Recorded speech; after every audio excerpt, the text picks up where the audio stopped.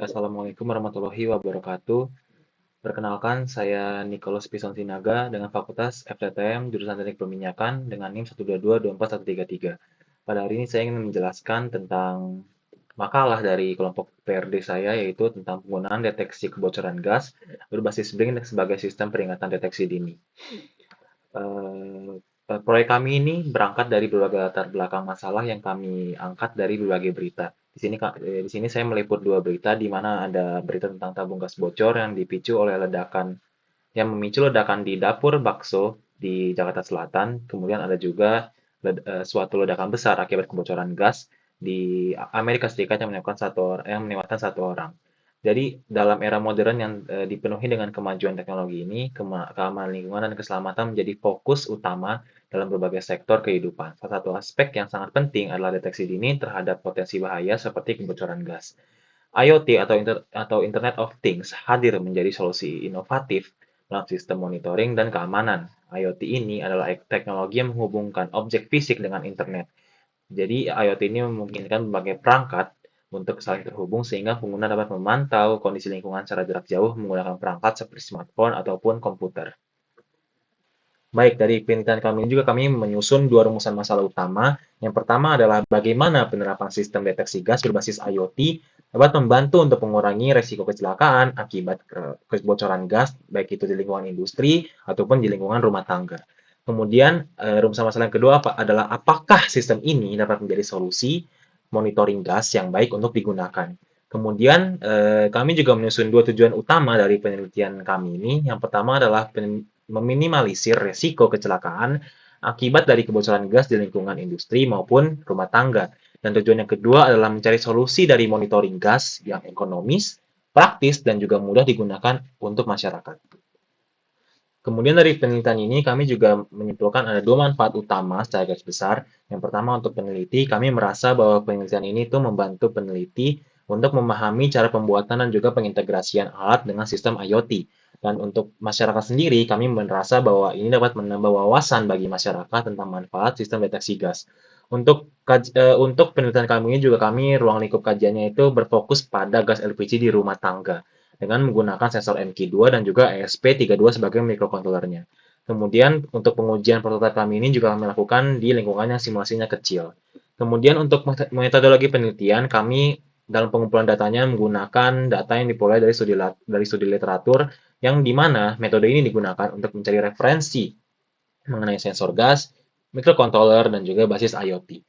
Kemudian untuk analisis datanya, kami menggunakan penelitian secara kualitatif, di mana kami melakukan pengujian performa dari alat dan sistem yang kami buat ini.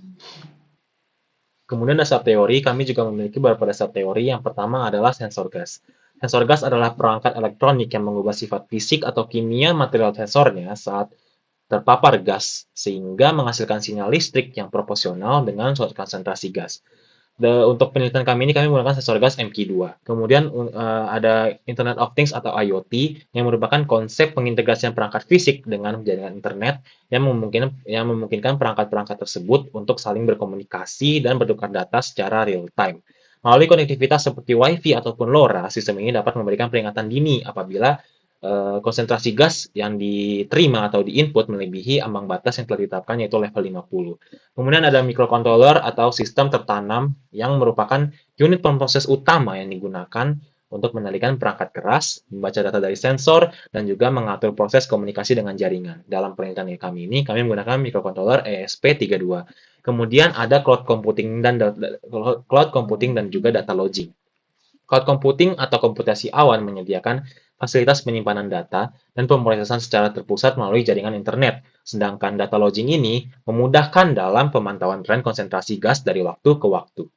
Oke, kemudian ada desain. Jadi kami membuat prototipe ini dengan membentuk desain seperti sebuah balok dengan dimensi 15 kali 25 kali 17 cm. Dengan satu sisi kami memberikan lubang berbentuk persegi panjang untuk tempat LED dan juga suatu lubang berbentuk lingkaran untuk tempat sensor. Jadi bentuknya itu bisa dilihat di sebelah kanan seperti balok berwarna abu-abu dengan LED dan juga ada sensor yang bisa menginput suatu sensor seperti gas propana, butana ataupun metana. Baik, berikutnya ada alat dan bahan yang kami gunakan dalam penelitian ini. Yang pertama ada breadboard. Breadboard ini adalah papan sirkuit tanpa solder yang digunakan untuk merakit dan juga menguji rangkaian elektronik secara sementara. Cocok digunakan untuk eksperimen karena breadboard ini tidak menggunakan penyolderan. Kemudian yang kedua ada ESP32 DevKit V1, di mana ini adalah microcontroller yang kami gunakan, di mana sudah dilengkapi dengan WiFi. ESP32 ini meliputi prosesor, penyimpanan, dan juga GPIO. Yang ketiga ada breakout board ESP32 atau papan pengembangan ESP32, di mana papan ini digunakan untuk media yang memperluas pin GPIO dan dihubungkan dengan microcontroller ESP32 tadi. Kemudian ada layar LCD dengan I2C, di mana layar LCD ini digunakan untuk visualisasi berupa teks dari output yang diberikan oleh microcontroller. Jadi misal ada input gas, nilainya berapa, itu akan ditampilkan di LCD dengan I2C tadi. Kemudian ada sensor NQ2.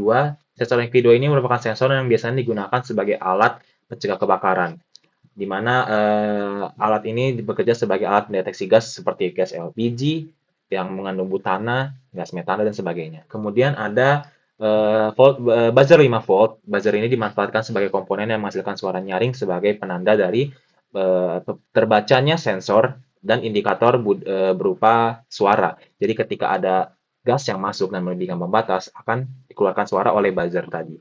Kemudian ada kabel jumper, di mana kabel ini digunakan untuk menghubungkan komponen-komponen yang dibutuhkan ke breadboard. Kabel jumper ini berperan sebagai penghubung rangkaian listrik yang fleksibel. Kemudian alat yang ke-8 ada kabel USB yang digunakan untuk mentransfer data atau daya listrik antara dua perangkat seperti dari komputer ataupun smartphone ke microcontroller. Kemudian ada infraboard sebagai cover atau penutup dari prototipe yang kami buat seperti yang tadi telah ditunjukkan oleh desain tadi.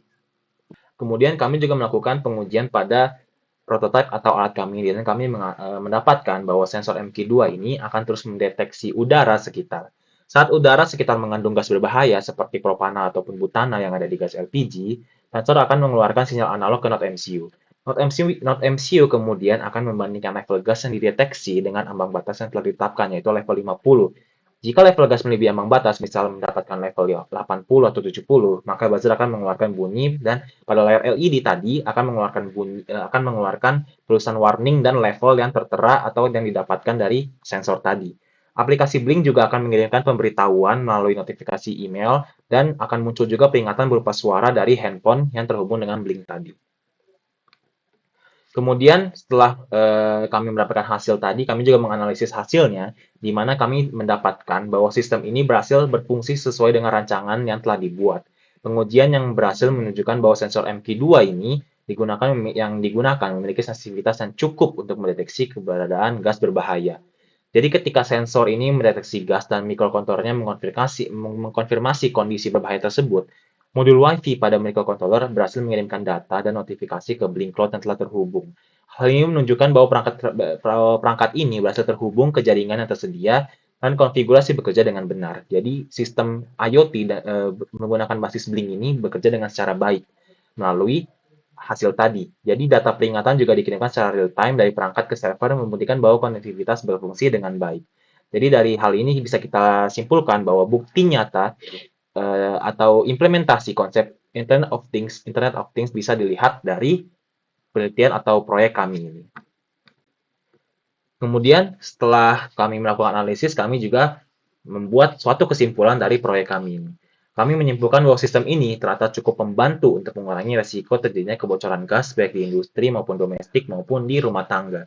Sistem ini mengintegrasikan sensor gas MQ2 dengan microcontroller Node MCU ESP32 serta perangkat Wi-Fi modul, sehingga sensor mampu mendeteksi keberadaan gas berbahaya seperti butana atau propana secara real time dan memicu alarm lokal serta notifikasi jarak jauh. Jadi, apa yang telah kami buat ini berhasil memenuhi tujuan kami, yaitu membuat alat deteksi kebocoran gas yang praktis, mudah, dan juga hemat. Kemudian kami juga mengumpulkan beberapa saran dari penelitian kami ini. Saran pertama adalah kalibrasi sensor NQ2 dengan gas standar untuk akurasi deteksi.